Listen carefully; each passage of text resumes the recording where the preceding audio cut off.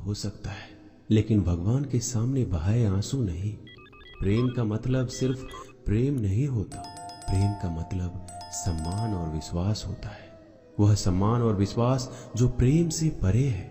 जब आप प्रभु के साथ जुड़ जाओगे तो आपकी परीक्षा आरंभ हो जाएगी। कुछ लोग इसे दुख समझते हैं तो कुछ लोग प्रभु की कृपा। छल, कपट, पाप का फल इसी धरती पर भोगना पड़ता है। याद रखना, समय किसी को क्षमा नहीं करता। सफलता का मतलब यह नहीं कि आपको किसी दूसरे से बेहतर बनना है, बल्कि सफलता का मतलब है जो आप अभी हैं उससे बेहतर बनना।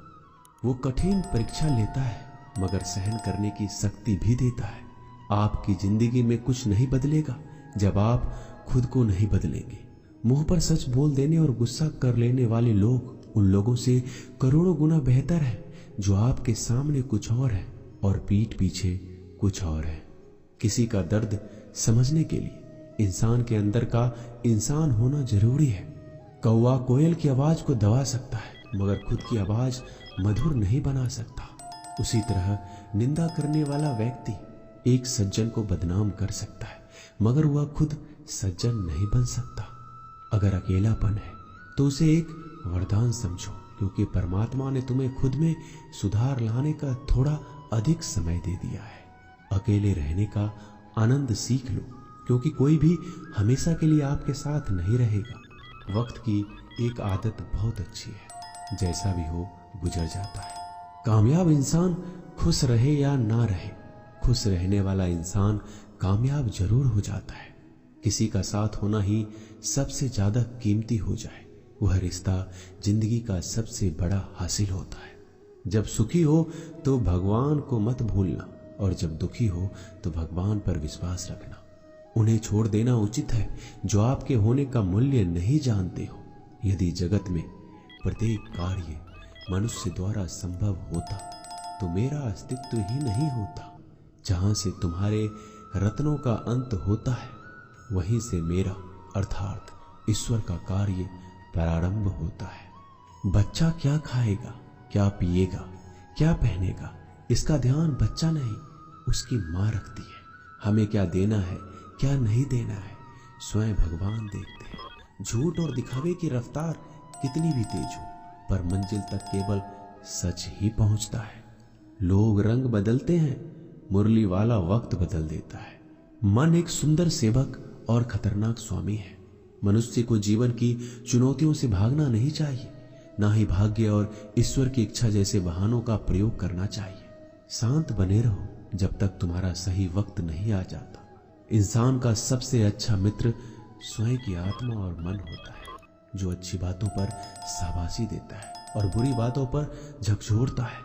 खाली हाथ आए हैं, खाली हाथ ही जाओगे। आज जो तुम्हारा है कल किसी और का होगा, इसलिए तू जो कुछ भी करता है उसे भगवान को अर्पण करता चल। स्वास्थ्य सबसे बड़ा उपहार है, संतोष सबसे बड़ा धन है, वफादारी सबसे बड़ा संबंध है। छल करोगे तो छल मिलेगा, आज नहीं तो कल मिलेगा। जियोगे जिंदगी सच्चाई से तो सुकून हर पल मिलेगा। उपवास हमेशा अन्न का ही क्यों, लोभ, लालच, घृणा, चुगली, क्रोध और गंदे विचारों का भी होना चाहिए।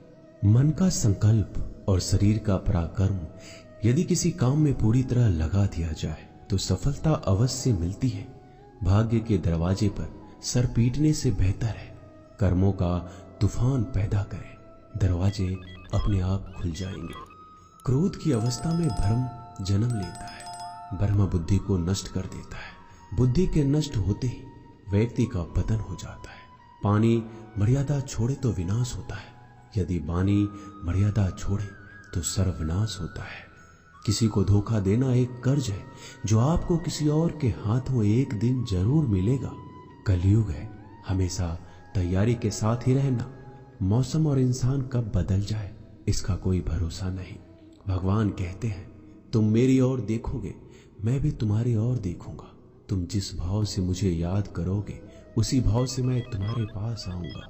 बदला लेने के लिए मत सोचो, आराम से बैठो। जिन लोगों ने आपके साथ बुरा किया है अंत में उनके साथ भी बुरा ही होगा। इस दुनिया में जुनून जैसा कोई आंख नहीं है, मूर्खता जैसा कोई जाल नहीं है, नफरत जैसा कोई दरिंदा नहीं है और लालच जैसी कोई धार नहीं है। प्रसन्नता का कोई मार्ग नहीं है, बल्कि प्रसन्नता ही एक मार्ग है। अगर आप सही दिशा में हैं तो चिंता मत कीजिए, बल्कि उस दिशा में चलते रहिए। ऐसा करने से अवश्य ही आप अपने लक्ष्य को प्राप्त कर लेंगे। इस पूरी दुनिया में सबसे ज्यादा कीमती है समय, इसलिए बर्बाद ना करें, नहीं तो अंत में आपको पछतावे के अलावा कुछ नहीं मिलेगा। जिंदगी में अपनी तुलना किसी से मत करो। जैसे चांद और सूरज की तुलना नहीं की जा सकती, क्योंकि दोनों ही अपने वक्त पर चमकते हैं। यदि किसी काम को करने में डर लगे तो याद रखना, ये डर संकेत है कि आपका काम वाकई में बहादुरी से भरा है।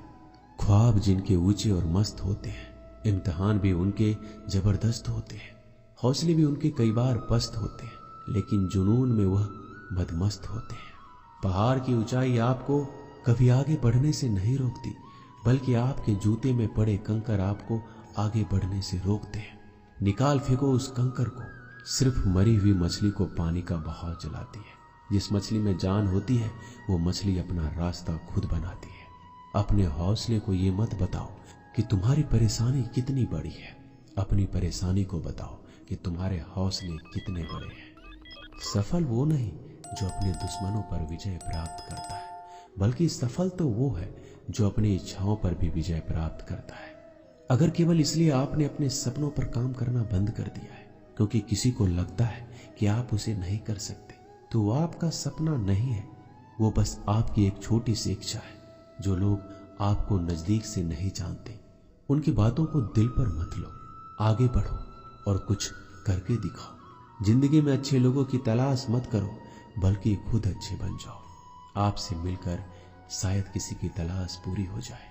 यदि आप उड़ नहीं सकते तो दौड़ो, यदि आप दौड़ नहीं सकते तो चलो, अगर आप चल नहीं सकते तो रेंगते हुए चलो, लेकिन हमेशा आगे बढ़ते रहो। एक बार गुरु ने अपने शिष्य से पूछा, क्या आप जानते हैं हमारे अंदर एक बड़ा युद्ध निरंतर चल रहा है। जब सारे शिष्य चुप रहे तब गुरुजी बोले, वास्तव में सबसे बड़ी लड़ाई हमारे अंदर दो भेड़ियों की है।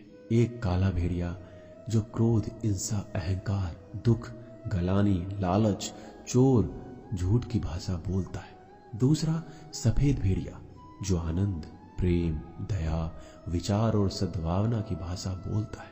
इसी लड़ाई के शोर में हम पहले से मौजूद मन की शांति भूलकर उसे कहीं और ढूंढने की कोशिश करते हैं। गुरु ने कहा, हमें इस लड़ाई के शोर से कोई नहीं बचा सकता। ये लड़ाई मेरे अंदर ही चलती है और ये आपके अंदर भी है। शिष्यों ने गुरु की बात ध्यान से सुनी और पूछा, गुरुजी, तो इस लड़ाई में जीत किसकी होगी? गुरुजी ने कहा, वही भेड़िया जीतेगा जिसे तुम खाना दोगे। खाना देने का मतलब है हमारे पास शक्ति है ध्यान देने की। हम जिस भेड़ियों की बातों पर ध्यान देंगे वो बड़ा ताकतवर होता जाएगा। इसलिए हमेशा क्रोध से पहले दया चुनना चाहिए, लालच से पहले उदारता, चिंता से पहले शांति और स्थिरता जोड़नी चाहिए और चलन से पहले सद्भावना को चुनना चाहिए। ऐसा करते करते हमारा मन अपने आप आनंदित रहने लगता है। जैसे शरीर को आराम दिया जाए तो वो ठीक होने लगता है, वैसे ही मन की शोर से आराम मिलता है, तब वो खुद ब खुद निर्मल हो जाता है।